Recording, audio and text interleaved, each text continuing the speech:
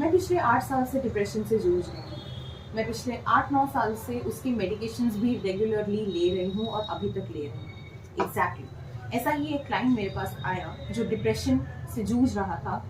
The person was suffering from depression and the person was taking medications for depression since last 8 to 9 years. Exactly, आप लोगों ने सही सुना, अभी तक वो डिप्रेशन की मेडिकेशंस ले रहा है। The thing with depression is that it's the fight against your own mind.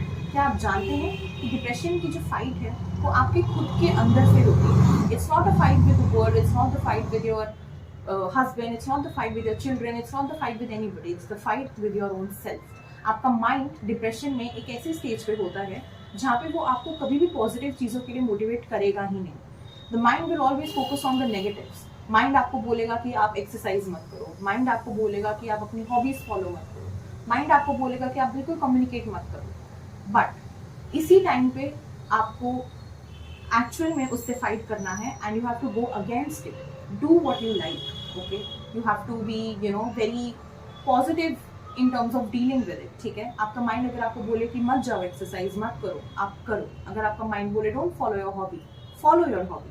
That is how depression के साथ एक डील करने का आप पहला कदम उठाएंगे। क्योंकि उस क्लाइंट के साथ भी यही चीज़ हो रहा था, बहुत सारे मैरिटल कॉन्फ्लिक्ट्स थे, इश्यूज थे, बट अपने लिए क्लाइंट बिल्कुल टाइम नहीं दे पा रही थी। तो ऐसी सिचुएशन में इट बिकम्स इम्पॉर्टेंट कि क्लाइंट अपने आप पे ध्यान दे और अपनी चीज़ों को और अपनी हॉबीज़ को फॉलो करे। मेडिकेशन सिर्फ कुछ पल के लिए आपको रिलीफ दे सकता है, लेकिन थेरेपी एक ऐसी चीज़ है जो आपको अंदर से एफर्ट डालने के लिए फोर्स करता है, क्योंकि आप खुद से वो एफर्ट डालते हैं, इसीलिए उसका जो चेंज आता है वो परमानेंट होता है। समझ रहे हैं? इसीलिए for depression the very first step is to fight with your own self, to fight with your own mind.